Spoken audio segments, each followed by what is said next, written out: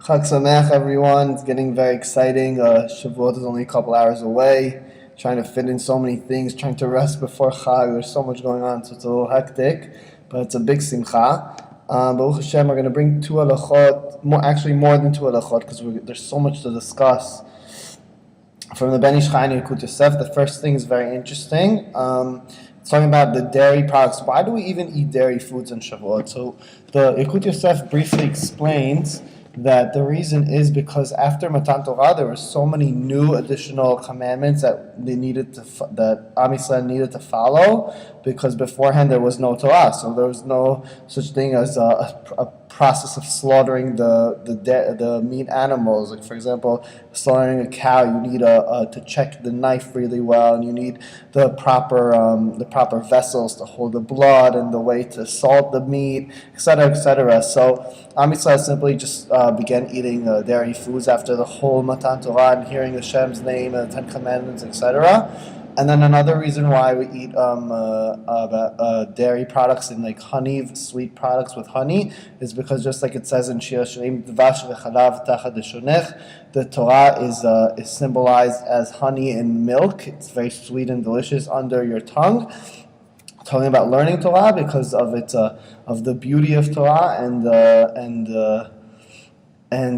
that's one thing. Another thing. So we remember receiving the Torah by eating these foods.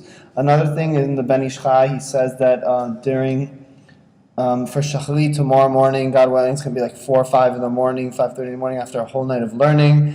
The men should have great strength and great enthusiasm to learn and to pray to Hashem Shacharit after such a long night of learning, because the Ben Ish Chai explains that whatever process you do, it's a big concept in life that everything goes after the end, after the signature, after the final act, the final event.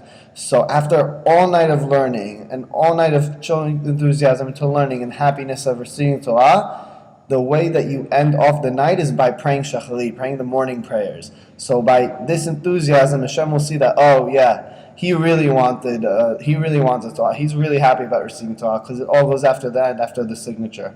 So B'ezrat Hashem, with these beautiful things, also, let me see if there's something else I want to add in. Oh, tonight, B'ezrat Hashem, the Tzedek Kochavim.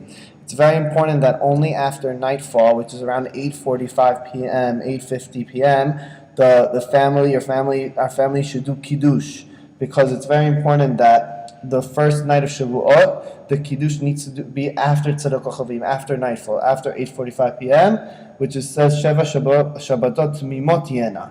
So you need a full 7 weeks of counting. So that only begins the fullness 7 weeks after the nightfall, because then it's a new day. So the 50th day of the counting begins only tonight after nightfall, which is around 8:45, 8:50 p.m.